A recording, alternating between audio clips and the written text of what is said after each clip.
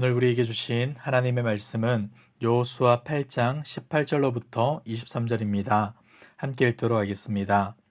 여호와께서 여호수아에게 이르시되 내 손에 잡은 단창을 들어 아이를 가리키라. 내가 이 성읍을 내 손에 넘겨주리라. 여호수아가 그의 손에 잡은 단창을 들어 그 성읍을 가리키니 그의 손을 드는 순간에 복병이 그들의 자리에서 급히 일어나 성읍으로 달려 들어가서 점령하고 곧 성읍에 불을 놓았더라. 아이 사람이 뒤를 돌아본즉 그 성읍의 연기가 하늘에 닿은 것이 보이니 이 길로도 저 길로도 도망할 수 없이 되었고 광야로 도망하던 이스라엘 백성은 그 추격하던 자에게로 돌아섰더라. 여호수아와 온 이스라엘이 그 복병이 성읍을 점령함과 성읍의 연기가 오름을 보고 다시 돌이켜 아이 사람들을 쳐 죽이고 복병도 성읍에서 나와 그들을 치매 그들이 이스라엘 중간에 든지라. 어떤 사람들은 이쪽에서 어떤 사람들은 저쪽에서 쳐 죽여서 한 사람도 남거나 도망하지 못하였고 아이 왕을 사로잡아 여호수아 앞으로 끌어왔더라. 아멘. 오늘 우리가 함께 읽은 본문은 이스라엘이 어떻게 아이성 전투를 승리로 이끌었는지에 대해 기록하고 있습니다.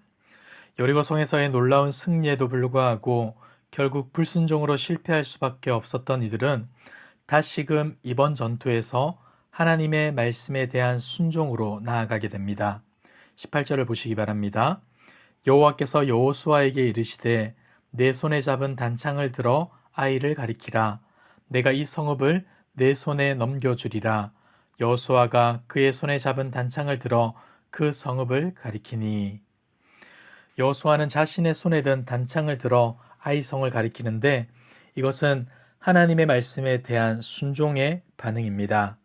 그리고 19절을 보시면 그의 손을 드는 순간에 복병이 그들의 자리에서 급히 일어나 성읍으로 달려 들어가서 점령하고 곧 성읍에 불을 놓았더라.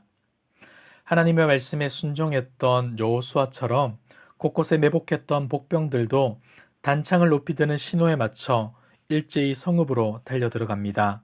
그리고 그것을 점령하여 불을 놓게 되죠. 우리가 이 본문에서 눈여겨보아야 할 지점이 있습니다.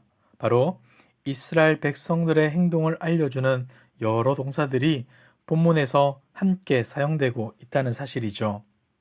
이것은 그들이 얼마나 성실히 하나님의 말씀에 반응하고 있는지를 우리에게 알려줍니다. 그런데 여기서 한 가지 의구심이 들기도 합니다. 현재 여호수아는 단창을 들었다라고 말을 하는데 단창은 짧은 창을 말을 합니다. 그가 아무리 높이 들었다 하더라도 모든 복병들이 여호수아의 단창을 볼 수는 없었을 겁니다. 그러나 그럼에도 불구하고 이스라엘 복병들은 들려진 단창을 보고 일사불란하게 작전을 수행합니다. 마치 모두가 단창을 보고 움직인 것처럼 말이죠. 사랑하는 성도 여러분, 이들이 이렇게 움직일 수 있었던 이유가 무엇일까요? 여호수아가 단창을 높이 들었을 때 신비한 현상이 일어났기 때문입니까? 아니면 단창 끝에 강렬한 빛이 반사되어서 모두가 볼 수 있게 된 것입니까? 이에 대해 성경은 어떤 부연 설명을 하지 않습니다. 다만 여호수아의 신호, 단창을 높이 드는 신호에 따라 움직였다는 것뿐이죠. 모든 백성들은 하나님의 신호를 기다리고 있었던 겁니다. 가장 가까이에 있던 복병이 여호수아의 단창을 보고 일어나기 시작하자 이를 본 다른 복병들은 하나님의 신호가 시작되었음을 보았고 일제히 작전대로 움직였던 것이죠.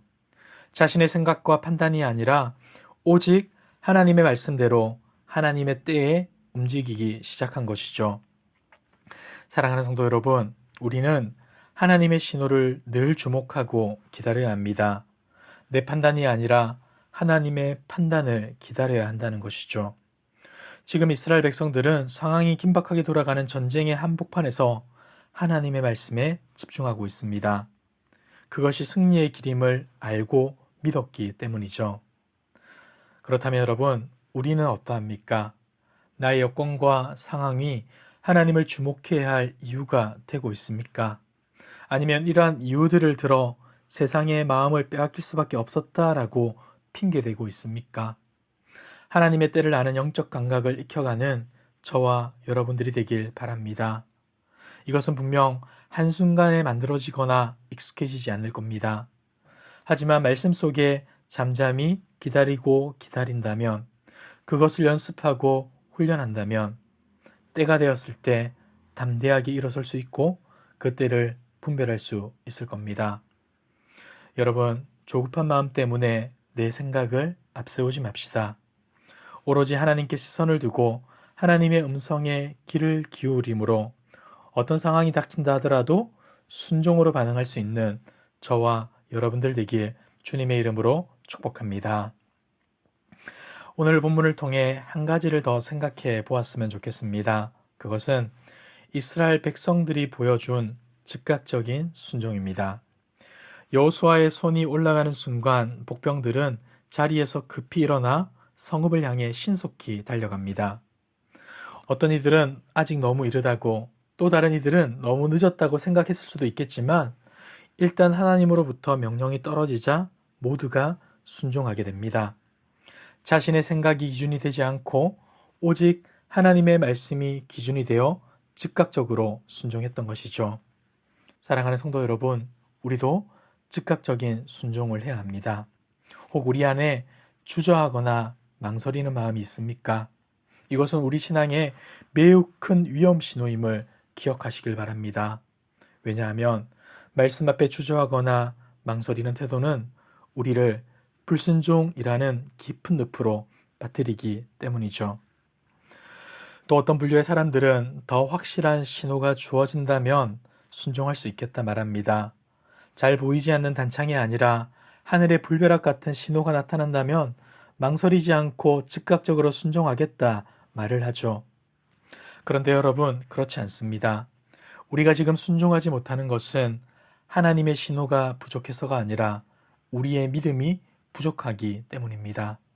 사랑하는 성도 여러분, 하나님의 말씀에 주목하고 그 말씀에 즉각적으로 순종하는 저와 여러분들이 되길 바랍니다.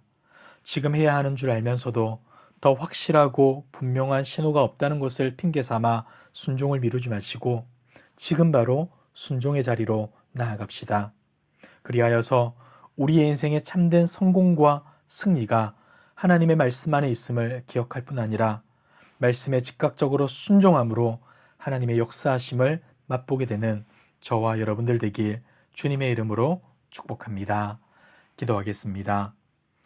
참 좋으신 하나님 아버지, 죄로 죽었던 우리를 구원해 주시고 주님의 은혜와 사랑을 알게 하심에 감사드립니다. 그럼에도 우리가 연약하고 부족함을 고백합니다.